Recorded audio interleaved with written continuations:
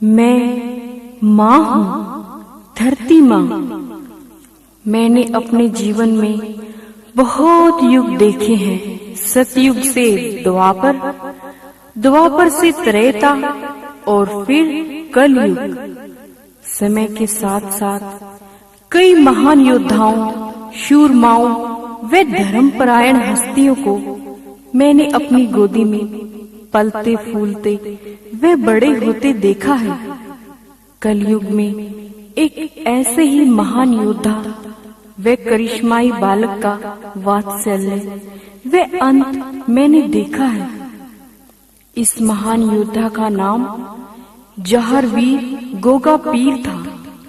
इसका जन्म राजस्थान बागड़ की पावन धरती पर ददरेड़ा नगरी में हुआ। इस बालक का जन्म व अंत बहुत ही रोमांचकारी था। बात उस समय की है जब ददरेड़ा नगरी में नेवर सिंह व जेवर सिंह राज करते थे। उनकी दो रानियां थीं, नेवर सिंह की काछल व जेवर सिंह की बाछल। दोनों रानियों के संतान नहीं थे। सारी प्रजा उन्हें मनहूस मानती थी। राजा जेवर सिंह इसी चिंता को लेकर महल में बैठे हुए हैं।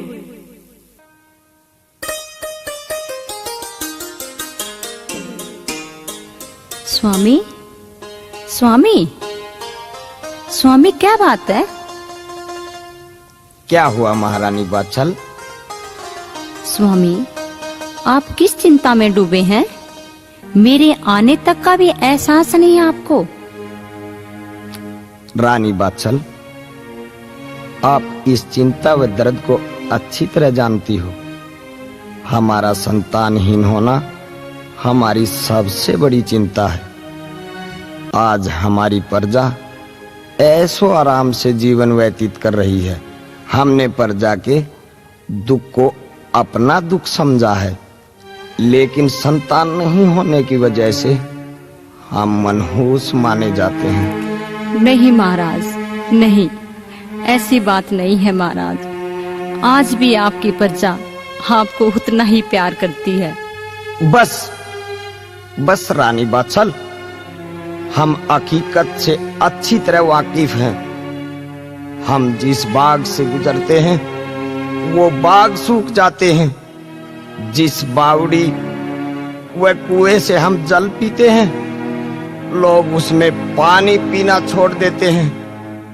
हम इस नगरी के सबसे मनहूस व्यक्ति हैं महारानी, सबसे मनहूस। भला ऐसी स्थिति में कैसे महल से बाहर निकले, कैसे महारानी? आप चिंता ना करें महाराज। अगर भगवान कष्ट देता है तो उसका निवारण भी करता है। मैंने ज्योतिषी जी को बुलवाया है, शायद वही इसका निवारण करे और कोई उपाय बताए।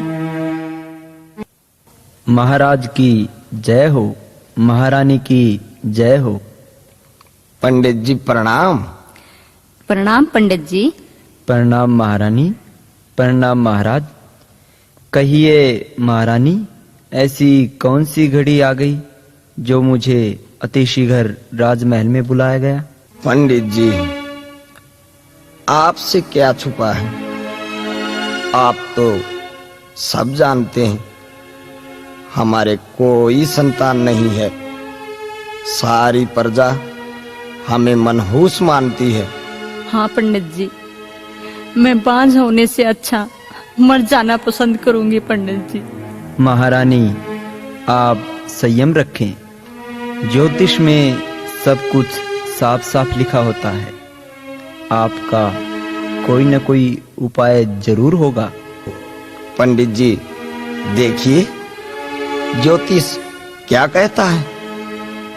हमारे ग्रह कुंडली क्या कहती है।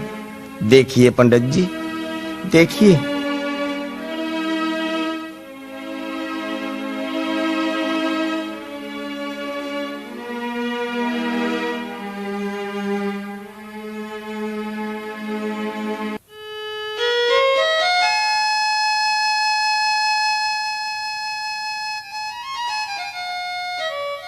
पंडित जी, आप चुप क्यों बैठे हैं?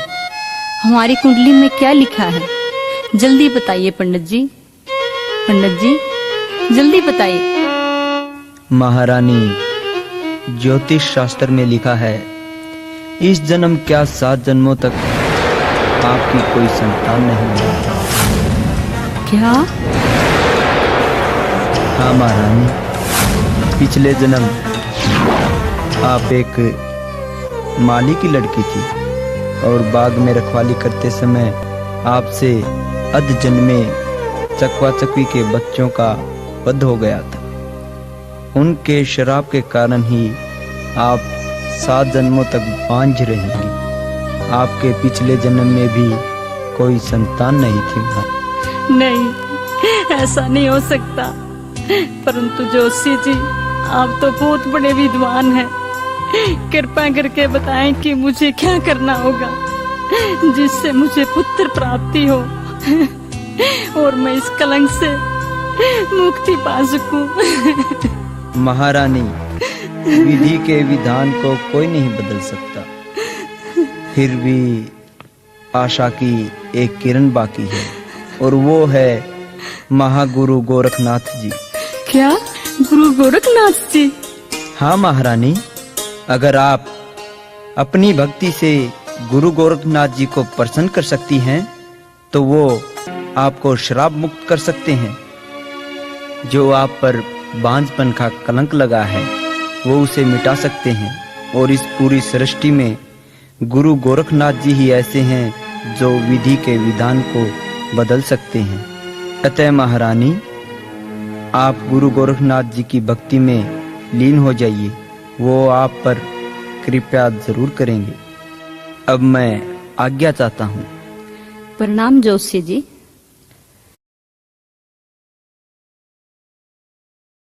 महाराज।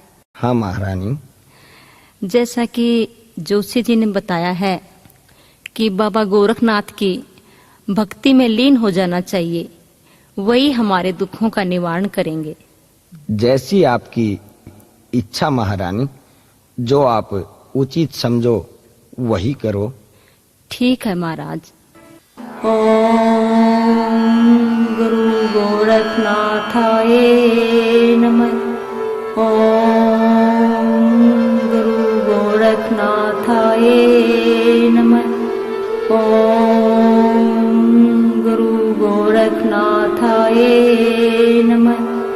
ओम गुरु गोरखनाथाय नमः।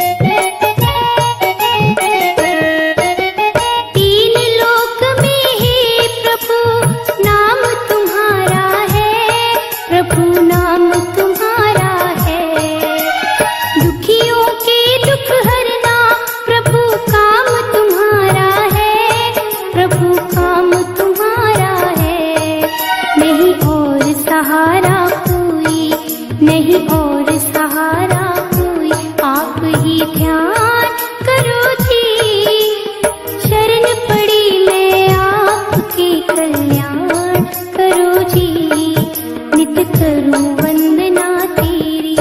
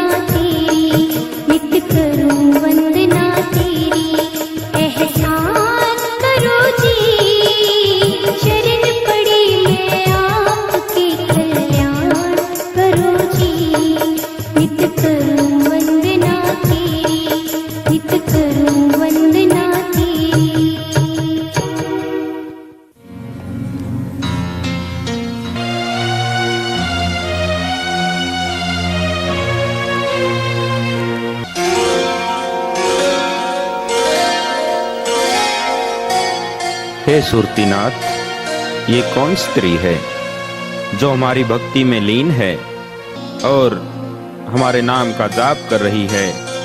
इस स्त्री ने हमारी तपस्या को भंग कर दिया है। हे सुरतीनाथ महाराज, हमें अपनी स्कोर दृष्टि से देखकर बताओ कि ये औरत कौन है।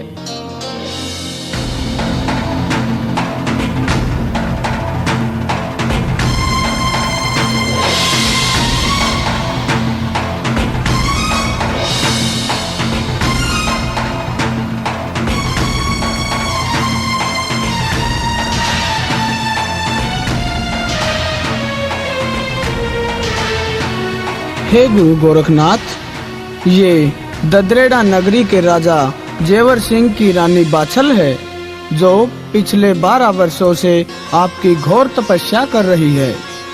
हे सुरतीनाथ जी, महाराज औगढ़नाथ जी, ददरेड़ा नगरी चलने की तैयारी करो, हमें अभी प्रस्थान करना होगा।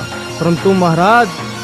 परंतु क्या औगढ़नाथ जी, रानी बाछल हमारी इतनी घोर तपस्या कर रही है, अगर हम वहां नहीं गए तो वह अपने प्राण भी त्याग सकती है। इस सृष्टि में जब भी किसी भगत ने मेरी इतनी घोर तपस्या की है, मैं खुद उनके पास चलकर गया हूँ। अतः हे सुरतीनाथ जी, ददरेड़ा नगरी प्रस्थान करो।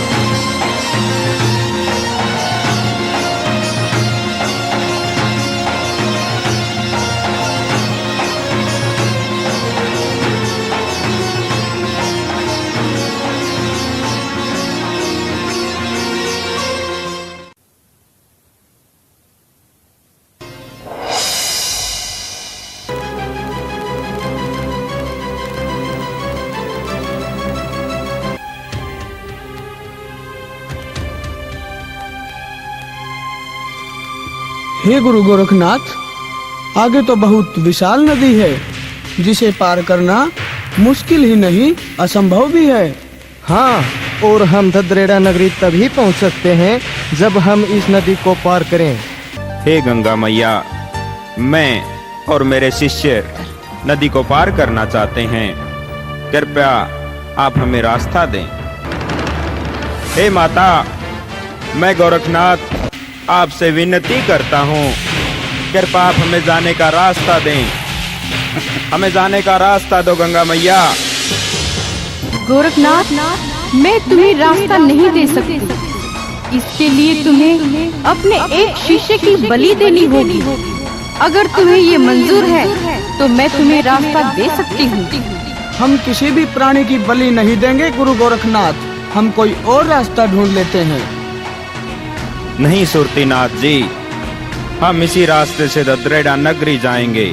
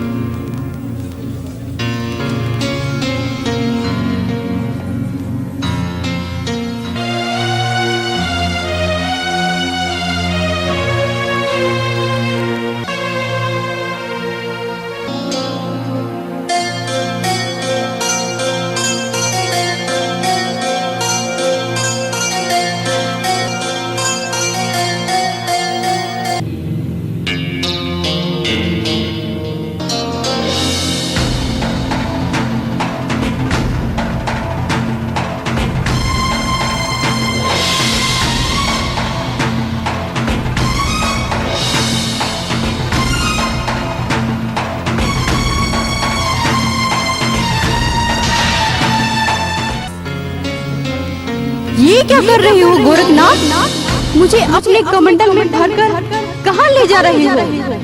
मेरे सूख जाने से सारी सृष्टि में तबाही हो जाएगी। न जाने कितने जीव जंतु जो मेरे अंदर विराजमान हैं, वे बेचारे सभी मारे जाएंगे।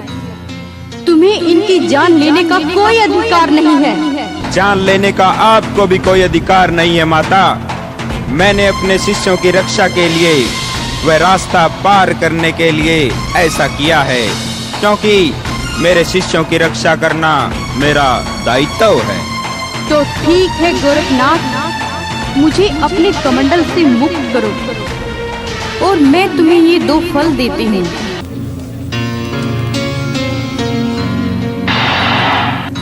किसी समय ये तुम्हारे बहुत काम आएंगे। ठीक है गंगा माता, अब मैं आज्ञा चाहता हूँ।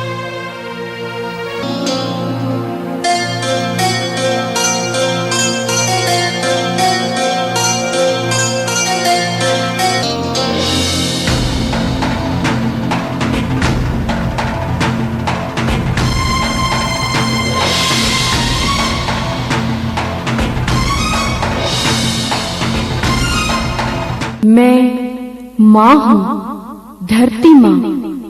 जिस प्रकार गुरु गोरखनाथ ने क्रोध में भरकर गंगा को अपने कमंडल में डाल लिया था, इस बात पर एक समय के लिए मैं भी हैरान रह गई थी।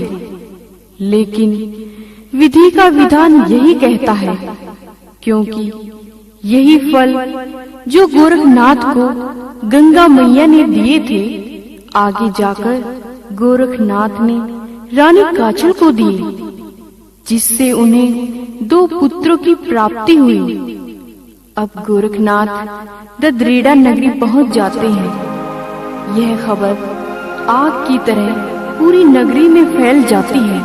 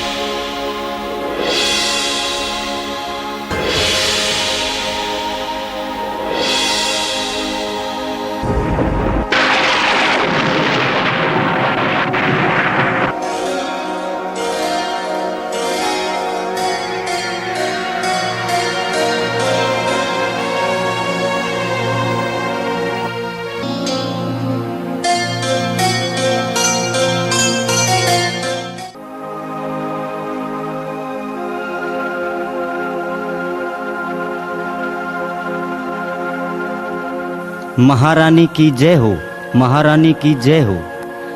क्या बात है सैनिक, क्या खबर लेकर आए हो? महारानी गजब हो गया। महारानी नौलखा बाग फिर से हरा भरा हो गया। क्या नौलखा बाग फिर से हरा भरा हो गया? परंतु सैनिक, ये सब कैसे हुआ? महारानी नौलखा बाग में कुछ साधु आए हैं, जिनमें महागुरु गोरखनाथ भी हैं, जिनके कदम रखते ही नौलखा बाग फिर से हरा भरा हो गया। महारानी, क्या गुरु गोरखनाथ जी पधारे हैं? सैनिक, तुम जाओ और सतपकवान तैयार करवाओ। मैं गोरखनाथ जी को खुद खाना खिलाने जाऊं।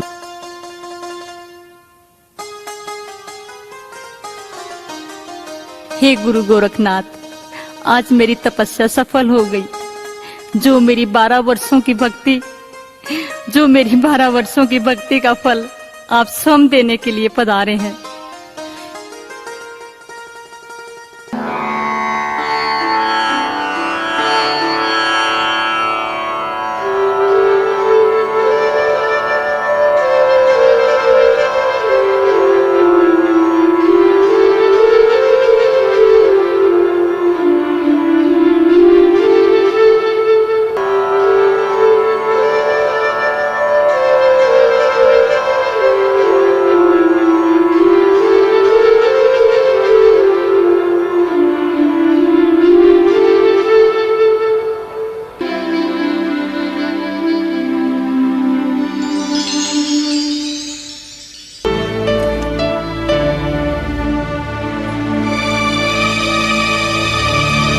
ये लो महाराज, भोजन ग्रहण करो।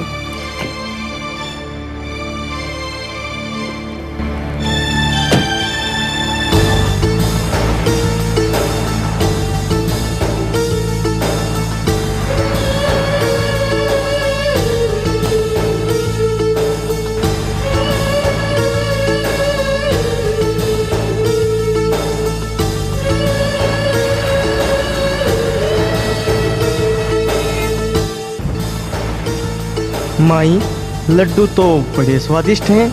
क्या माई, तुम हमें इसी प्रकार भोजन कराते रहोगी? माई, तेरे चेहरे से लग रहा है तुम बहुत दुखी हो। तुम चिंता मत करो माई, गोरखनाथ जी तुम्हारे सब दुख दूर कर देंगे।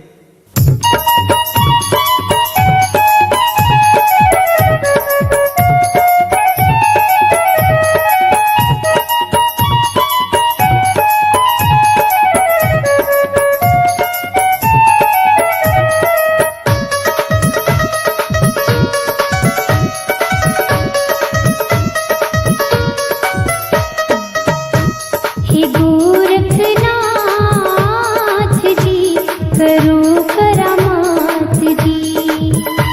हे गोरखनाथ जी करो करामात जी। हे गोरखनाथ जी करो करामात जी। हे गोरखनाथ जी करो करामात जी। हे गोरखनाथ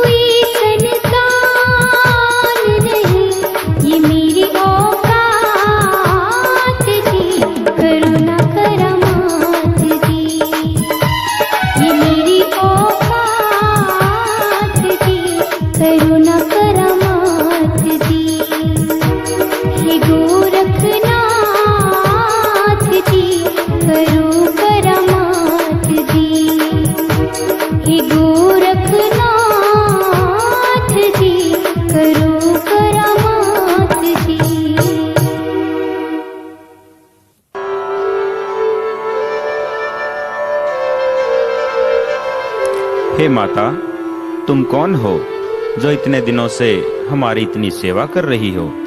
हे गुरु गोरखनाथ, मैं गढ़ ददरेड़ा के राजा जेवर सिंह की पत्नी बाछल हूँ। जेवर सिंह की पत्नी बाछल हूँ। क्या हुआ देवी, तुम रोने क्यों लग गई? क्या तुम्हें धन की कोई कमी है या तुम्हारी ददरेड़ा नगरी पर कोई संकट है? नहीं महाराज, नहीं हमारे कोई धन की कमी है और नहीं हमारे नगरी पर कोई संकट है। सारी प्रजा इतनी सुखी है, लेकिन क्या देवी, रुक क्यों गई?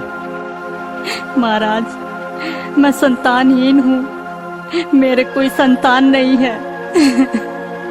सारी नगरी मुझे मनुष्य मानती है। एक औरत को ही पता होता है कि बांझपन का दर्द क्या होता है। मैं पिछले 12 वर्षों से आपकी पूजा कर रही हूँ महाराज।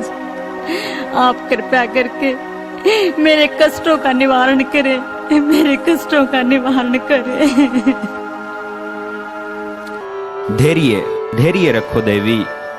मैं जानता हूँ तुमने मेरी 12 वर्षों तक कठोर भक्ति की है और जो कोई इंसान मेरी भक्ति करता है, हम उनकी मनोकामना पूर्ण अवश्य करते हैं। इसलिए हे देवी बाछल, तुम कल सुबह आना, हम तुम्हें पुत्र रतन का वरदान देंगे और उसके बाद हम ददरेड़ा से प्रस्थान करेंगे।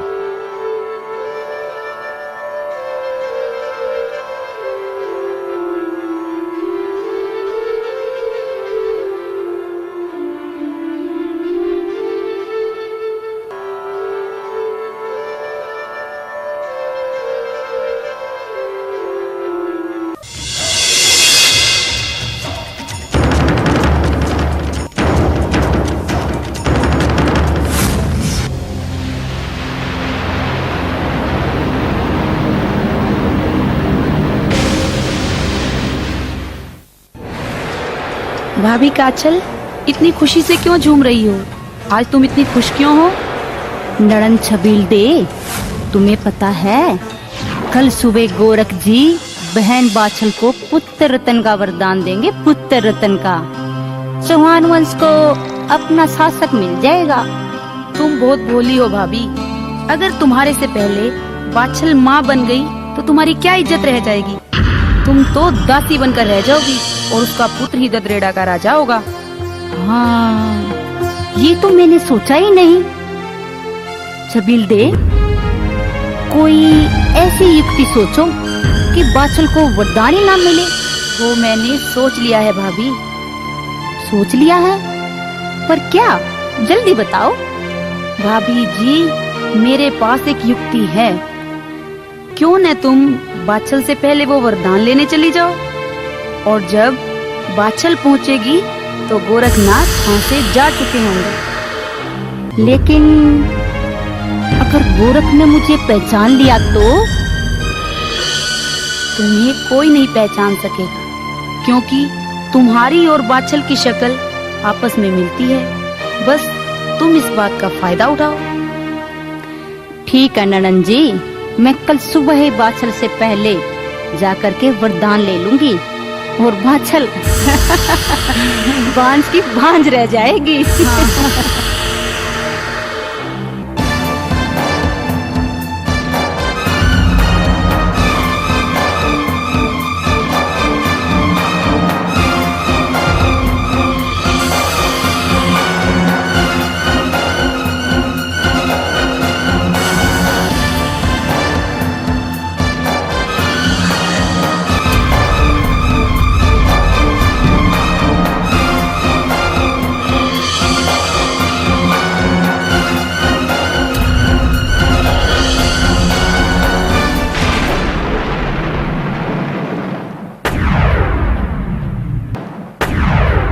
क्या बात है देवी, पुत्र प्राप्ति की खुशी में लगता है रात को नींद नहीं आई जो इतनी सुबह आ गई। हे देवी, हम तुम्हारी भक्ति से बहुत प्रसन्न हुए। हम तुम्हें ये इच्छाधारी फल देते हैं जो कभी गंगा मैया ने मुझे दिए थे। तुम इनको खा लेना। इससे तुम्हें 2 पुत्रों की प्राप्ति होगी, जिनका नाम तुम अर्जन व सर्जन रखना। ये बालक बहुत ही महान होंगे, इतिहास में इनका महत्वपूर्ण स्थान होगा। अब हम यहाँ से प्रस्थान करते हैं। जय हो महाराज की, जय हो बाबा गुरु गोरखनाथ की।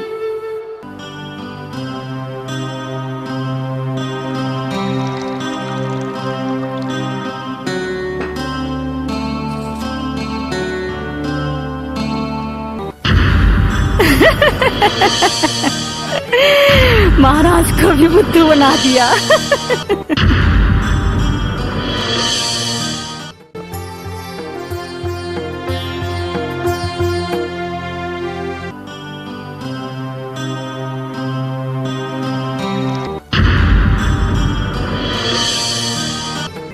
महाराज, महाराज, हे गुरु गोरखनाथ, हमें छोड़कर कहाँ चले गए?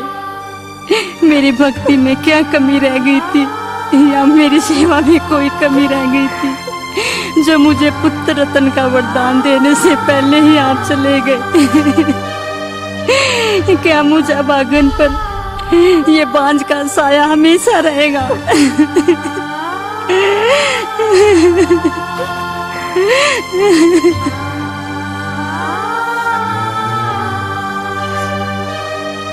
हे देवी, तुम कौन हो? मैं इस गड्ढा की महारानी बाछल हूँ, पर तुम कौन हो? प्रणाम महारानी बाछल, मैं इस बाग का माली श्रीधर हूँ। हे श्रीधर, तुम ही बताओ कि बाबा गोरखनाथ किस तरफ गए हैं? गोरखनाथ जी तो अब से थोड़ी देर पहले यहाँ से चले गए। श्रीधर, तुम ही बताओ कि बाबा गोरखनाथ किस दिशा की तरफ गए हैं?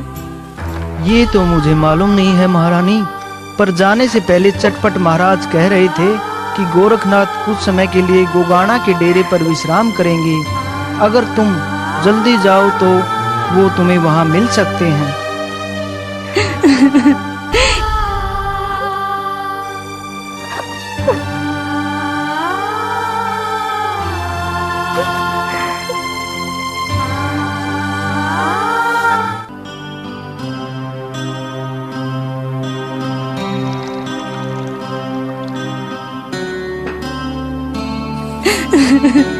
हे गुरु गोरखनाथ, मुझसे क्या गलती हो गई जो आप मुझे बिना वरदान दिए चले आए?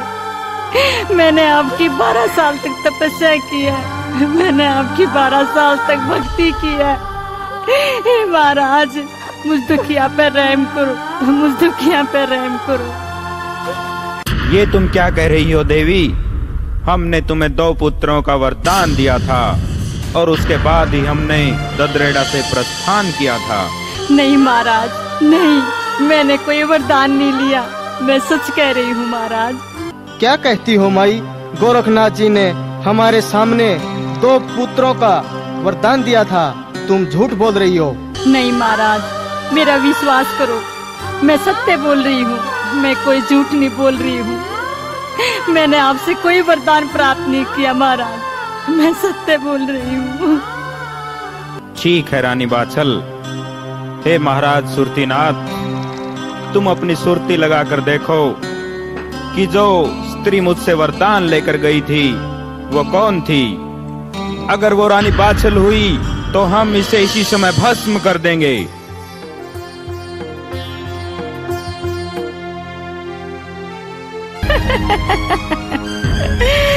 महाराज को भी बुद्धू बना दिया। हे महाराज, रानी बाछल ठीक कह रही है, इन्होंने वरदान नहीं लिया, वो इनकी छोटी बहन काछल थी जो धोखे से आपसे वरदान ले गई महाराज। जी हाँ महाराज, हम जुड़वा बहने हैं और हमारी शकल सूरत आपस में बहुत मिलती है। इसी बात का फायदा उसने उठाया है, इसी बात का फायदा उठाया है महाराज। यानी काछल ने छल व कपट से हमारे से वरदान प्राप्त किया है। ये काछल ने बहुत गलत किया। हम उन्हें श्राप देते हैं कि उनकी जो संतान पैदा होगी वो छली, कपटी और धोखेबाज होगी। इतिहास में कभी उनको ख्याति प्राप्त नहीं होगी और उनकी मौत का कारण उनका छल कपट ही होगा। लेकिन महाराज, आप मेरी व्यथा, मेरे दुख दूर कीजिए। मैं पुत्र के बिना नहीं रह सकती। मुझे भी पुत्र का वरदान दीजिए महाराज। इस तरह से वरदान दिए नहीं जाते माई, इनकी भी कुछ सीमाएं होती हैं। वो वरदान तुम्हें इसलिए प्राप्त नहीं हुआ कि शायद तेरे भाग्य में संतान ही नहीं है। नहीं महाराज, ऐसा नहीं कहिए महाराज। नहीं, मुझ पर रहम करो। मेरी 12 साल से गोदी सुनी है। मैं भी बच्चे के लिए बहुत तड़प रही हूँ महाराज, रहम करो। आप तो बड़े दयालु हैं, आप तो सबकी सुनते हैं, मेरी भी सुनो महाराज। नहीं माई नहीं, चली जाओ। मैं विधि के विधान को नहीं बदल सकता। शायद तुम्हारे भाग्य में संतानहीन होना ही लिखा है। तुम्हारे भाग्य में पुत्र नहीं है रानी बाछल, चली जाओ यहाँ से। नहीं महाराज नहीं, ऐसे शब्द मत कहो, ऐसे शब्द मत कहो। अगर आपकी इच्छा हो तो आप विधि को भी बदल सकते हो। आज मैं आपसे वरदान लिए बगैर नहीं जाऊंगी। अगर मेरी बहन काछल वरदान ले गई तो इसमें मेरा क्या कसूर है? आप ही बताएं महाराज, मेरा क्या कसूर है? अगर आपने वरदान नहीं दिया तो मैं यही सिर पटक पटक के अपनी जान दे दूंगी, अपनी जान दे दूंगी।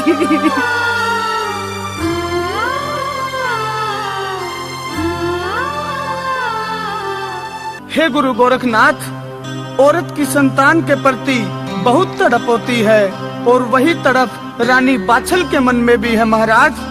अगर आज आपने रानी बाछल को वरदान नहीं दिया तो ये सर पटक पटक के अपनी जान यहीं पे दे देगी गुरुदेव, और इस बात के लिए इतिहास हमें कभी माफ नहीं करेगा गुरुदेव।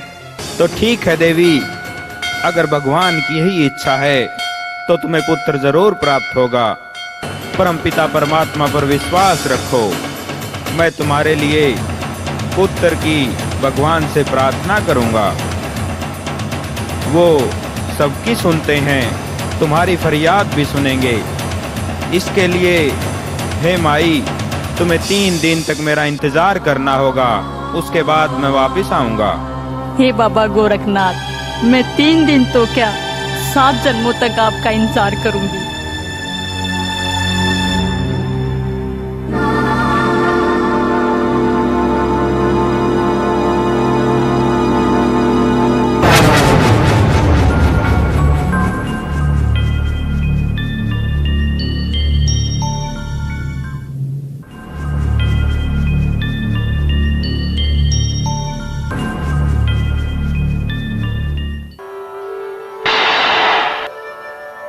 हे भोलेनाथ, अपने पुत्र गोरखनाथ का प्रणाम स्वीकार करें।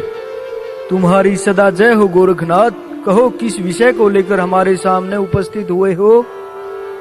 हे भोलेनाथ, आप तो तीनों लोकों के ज्ञाता हैं, आपसे क्या छिपा है? मैं बहुत दुविधा में हूँ भोलेनाथ।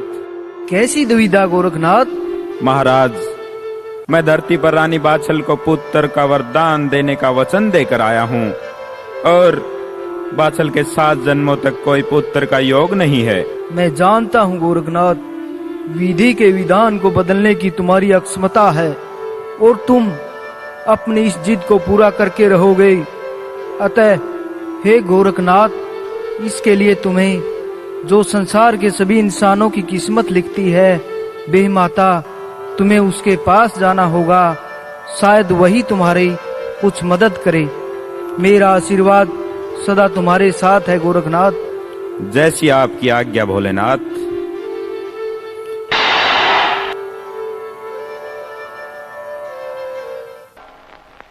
हे बे माता, गोरखनाथ का प्रणाम स्वीकार करें। प्रणाम गोरखनाथ। कहो, किस प्रयोजन के लिए हमारे पास आना हुआ? हे माता, मुझे आपकी मदद की आवश्यकता है। हे गोरखनाथ जी, आप तो स्वयं एक भगवान का रूप हो। भला मैं आपकी क्या मदद कर सकती हूँ? ये काम ऐसा है माता जिसमें आप ही मेरी मदद कर सकती हैं। मैं पृथ्वी पर ददरेड़ा की रानी बाछल को पुत्र रतन के वरदान का वचन देकर आया हूँ। अतः हे माता, आप तो सभी व्यक्ति इंसानों के अच्छे बुरे कर्म लिखती हैं, तो कृपया रानी बाछल की किस्मत में भी संतान लिखें। नहीं गोरखनाथ जी, बाछल की किस्मत में इस जन्म क्या 7 जन्मों तक संतान नहीं होगी। ये इसके पिछले जन्म का श्राप है। मैं आपकी इस विषय में कोई मदद नहीं कर सकती। लेकिन माता, मैं रानी बाछल को वचन देकर आया हूँ। अगर उसको मैं पुत्र प्राप्ति का वरदान नहीं दे सका तो मैं वचन से झूठा पड़ जाऊंगा। इसका कोई तो उपाय होगा माता। हाँ, इसका एक उपाय है गोरखनाथ, जिसे तुम पूरा करने की क्षमता भी रखते हो। बताइए माता, मुझे क्या करना होगा? हे गोरखनाथ, इसके लिए तुम्हें पाताल लोक जाना होगा और जहाँ से तुम्हें बहुत ही शक्तिशाली वाशक नाग से गूगल प्राप्त करनी होगी।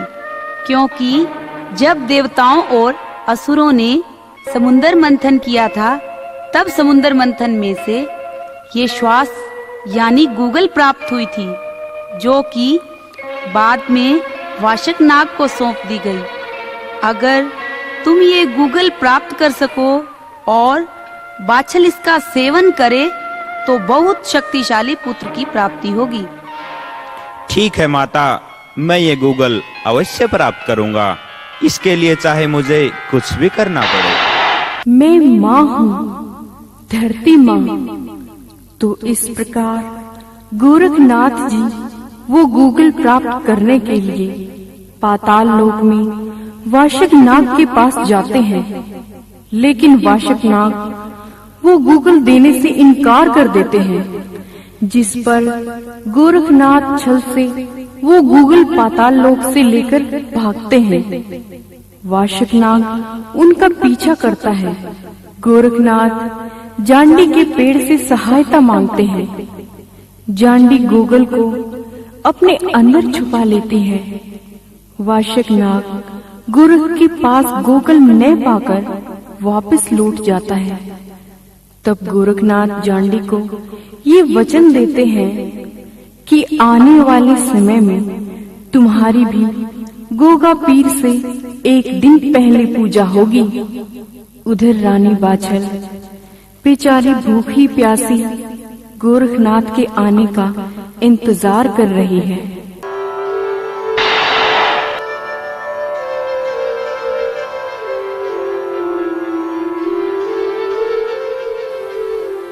ये लो रानी बाछल, मैं तुम्हें ये गूगल देता हूँ, जिसके खाने से तुम्हें पुत्र की प्राप्ति होगी।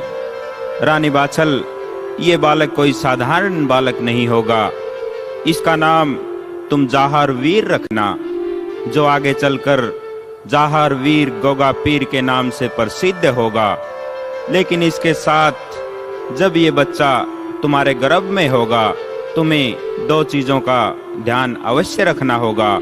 एक तो तुम इसके जन्म तक कभी झूला मत झूलना और न ही कभी कुआ बावड़ी में झांक कर देखना। ये तुम्हारे लिए मनहूस होगा।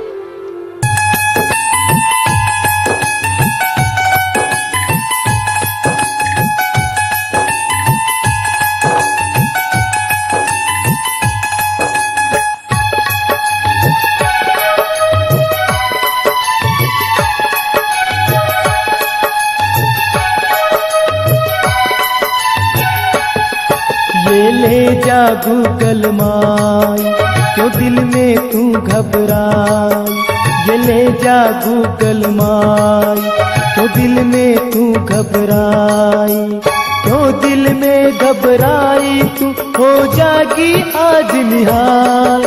9वें महीने बाछल माँ एक पैदा होगा लाल, 9वें महीने बाछल माँ एक पैदा होगा लाल।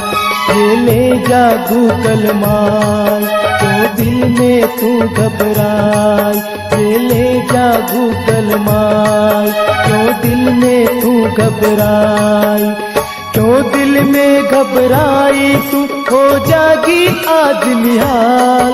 9वें महीने बाद चलमा एक पैदा होगा लाल। 9वें महीने बाद चलमा एक पैदा होगा लाल।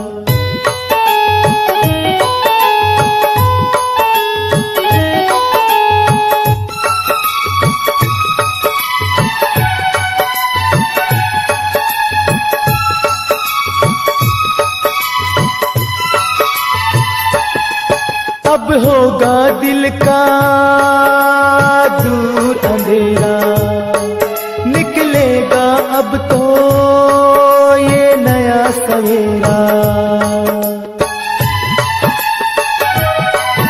अब होगा दिल का दूर अंधेरा, निकलेगा अब तो ये नया सवेरा। पूनम सा चांद खिलेगा, ऐसा ये रत्न मिलेगा। पूनम सा चांद खिलेगा, ऐसा ये रत्न मिलेगा। ऐसा रत्न मिलेगा, तू हो जागी आज निहाल। 9वें महीने बाद चलमा एक पैदा होगा लाल। 9वें महीने बाद चलमा एक पैदा होगा लाल।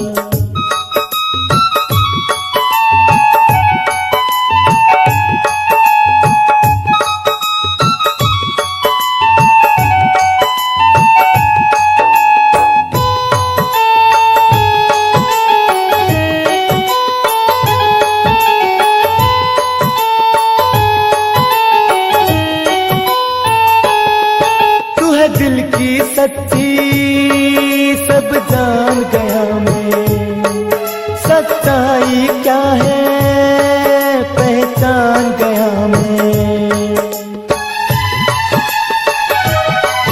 तू है दिल की सच्ची सब जान गया मैं, सच्चाई क्या है पहचान गया मैं।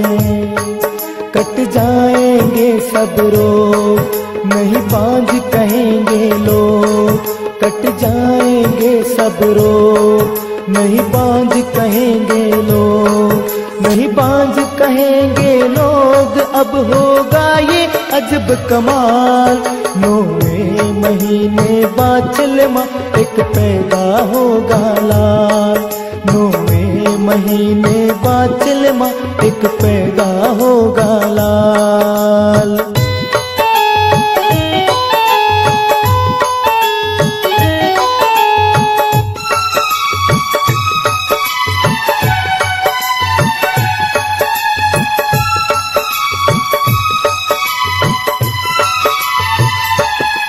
दुनिया में तेरा नाम करेगा लाल, तेरा ऐसे काम करेगा।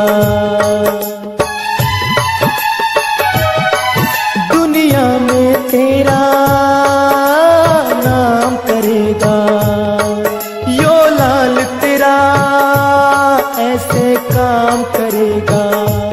रखिए नाम तुझा हर वीर, वो बन के गोगा पीर। रखिए नाम तुझा हर वीर, वो बन के गोगा पीर।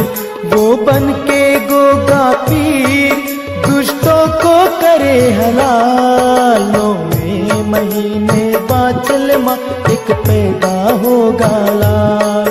9वें महीने बाद चलमा एक पैदा होगा लाल।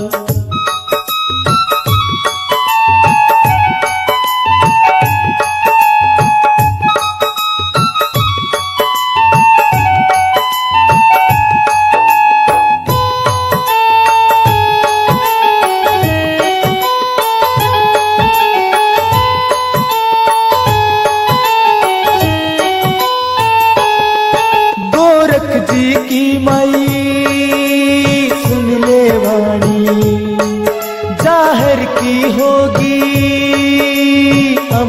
कहानी।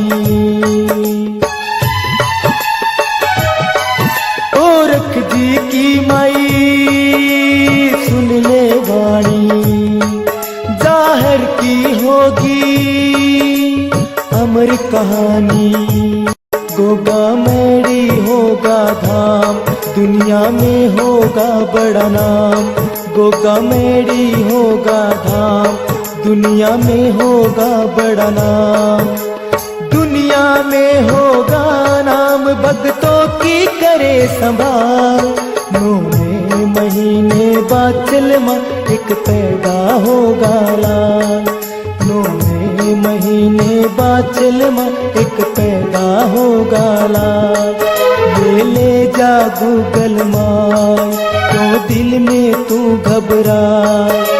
ले जा गूगल माँ, क्यों दिल में तू घबराए। क्यों दिल में तू घबराए, हो जागी आज निहाल। 9 महीने बाद चलमा एक पैदा होगा लाल। 9 महीने बाद चलमा एक पैदा होगा लाल। 9 महीने बाद चलमा एक पैदा होगा लाल।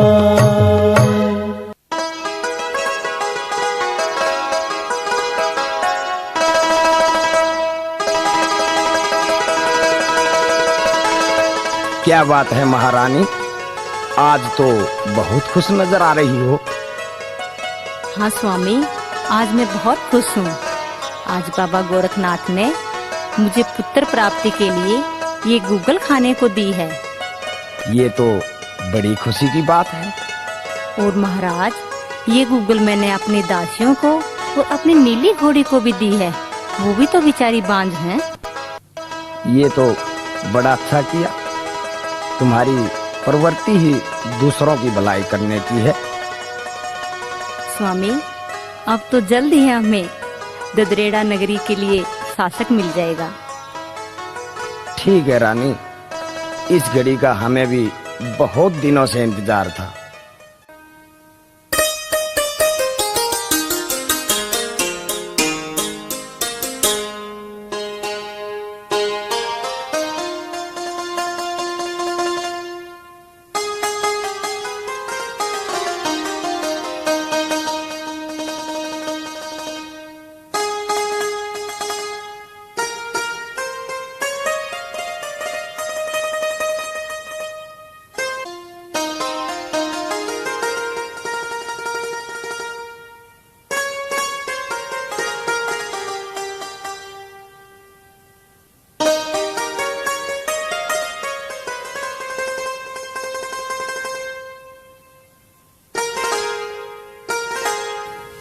भाभी भाभी, क्या कर रही हो?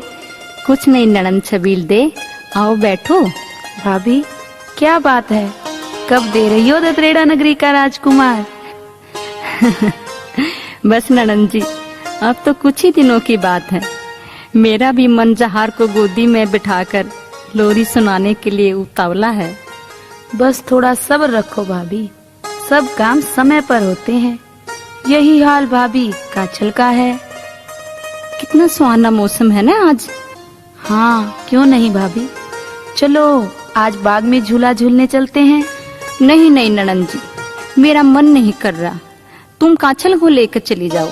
नहीं भाभी, मैं तुम्हारे साथ ही झूला झूलूंगी, चलो ना। अच्छा अच्छा मेरी प्यारी ननंद जी, नाराज मत हो, मैं तुम्हारे साथ अभी चलती हूँ।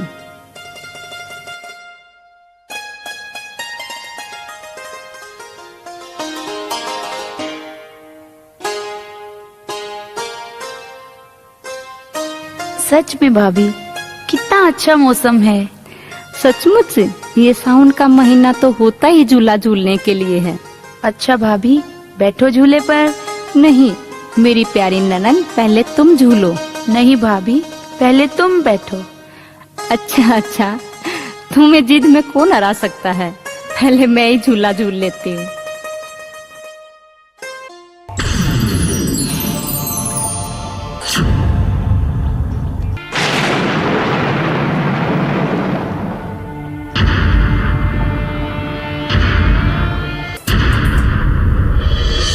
अरे ये क्या हुआ भाभी, ये बाग कैसे सूख गया? सचमुच? ये तो आश्चर्य की बात है। आश्चर्य नहीं है भाभी, ये सब तुम्हारे कारण हुआ। तुमने जोगियों के साथ रहकर जादू सीख लिया। नहीं नहीं ननन जी, होगा नो में महीने बाचल माँ एक पैदा होगा नो में महीने बाचल माँ एक पैदा होगा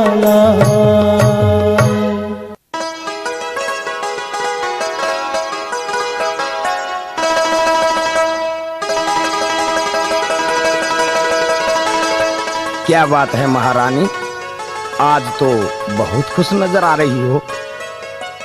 हाँ स्वामी, आज मैं बहुत खुश हूँ। आज बाबा गोरखनाथ ने मुझे पुत्र प्राप्ति के लिए ये गूगल खाने को दी है। ये तो बड़ी खुशी की बात है। और महाराज, ये गूगल मैंने अपनी दासियों को और अपनी नीली घोड़ी को भी दी है। वो भी तो बेचारी बांझ हैं। ये तो बड़ा अच्छा किया। तुम्हारी प्रवृत्ति ही दूसरों की भलाई करने की है। स्वामी, अब तो जल्द ही हमें ददरेड़ा नगरी के लिए शासक मिल जाएगा। ठीक है रानी, इस घड़ी का हमें भी बहुत दिनों से इंतजार था।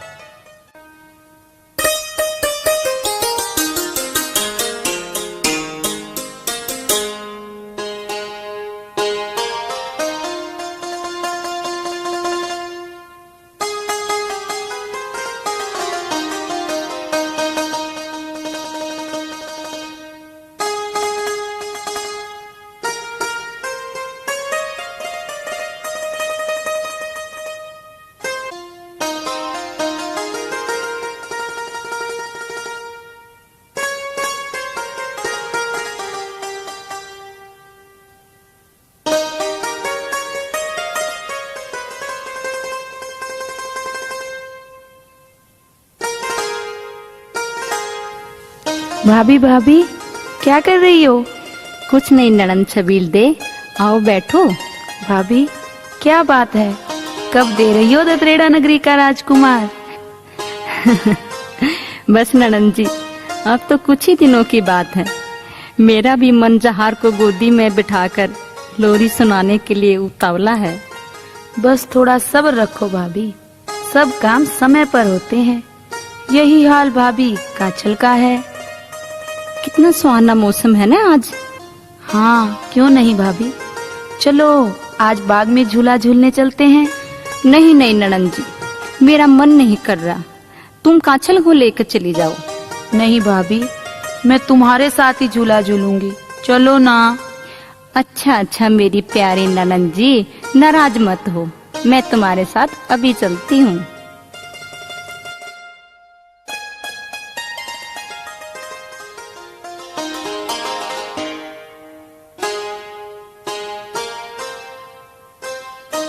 सच में भाभी, कितना अच्छा मौसम है। सचमुच ये सावन का महीना तो होता ही झूला झूलने के लिए है। अच्छा भाभी, बैठो झूले पर। नहीं मेरी प्यारी ननन, पहले तुम झूलो। नहीं भाभी, पहले तुम बैठो। अच्छा अच्छा, तुम्हें जिद में कौन हरा सकता है। पहले मैं ही झूला झूल लेती हूँ।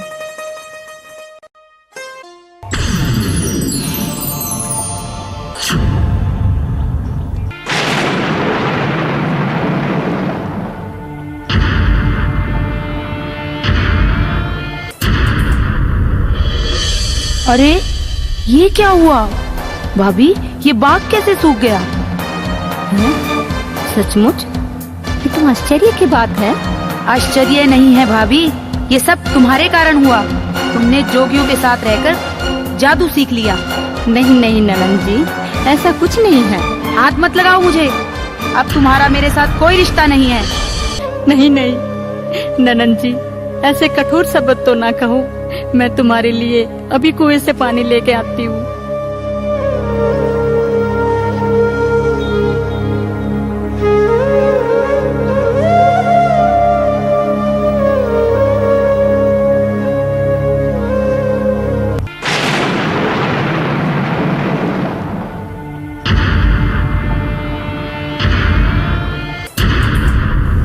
ये क्या हुआ? कुएं का पानी भी लाल हो गया। अब कहो कि ये भी अपने आप हुआ है? तुम अपना जादू दिखाकर हमें भयभीत करना चाहती हो? नहीं नहीं छबीलदे, मुझे कुछ पता नहीं कि ये सब क्या हो रहा है। मेरा यकीन करो। यकीन? शक तो मुझे पहले से ही था बाछल, और अब ये यकीन में बदल गया है। तुमने जोगियों के साथ रहकर जादू सीखे हैं और पता नहीं क्या क्या किए होंगे तुमने उनके साथ। तुम चरित्रहीन हो भाभी। छबीलदे, सच सबको कड़वा लगता है भाभी। तुम चौहान वंश के नाम पर कलंक हो। मैं इसकी शिकायत मेरे पिताजी को करूंगी।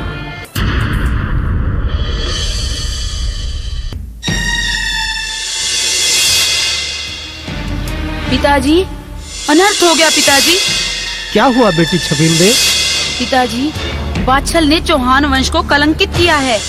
वो जादू टोने सीख गई है पिताजी, और जो उसके पेट में बच्चा पल रहा है वो हमारा खून नहीं है। उसने जोगियों के पास रहकर पता नहीं क्या क्या किया है पिताजी। सैनिक, रानी बाछल को हमारे सामने प्रस्तुत करो।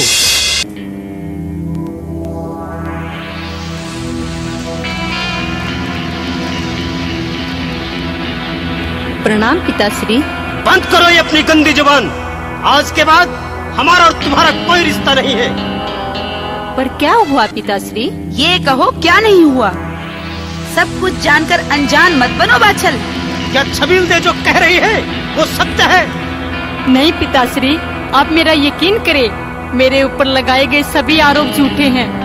मुझे मेरे गर्भ में पल रहे बच्चे की कसम। आप चाहे तो मेरी कोई भी परीक्षा ले सकते हैं पिताश्री। बस, हमें कोई जरूरत नहीं है परीक्षा लेने की। परीक्षा उनके लिए जाती है जो परीक्षा देने के काबिल हो। सैनिक, जाओ बाछल को इसी वक्त बैलगाड़ी में बैठाकर इसके माय के सिरसा पाटन छोड़ाओ। नहीं पिताश्री, ऐसा ना कहो पिताश्री, ऐसा ना कहो। हुक्म की तामील हो। पिताजी।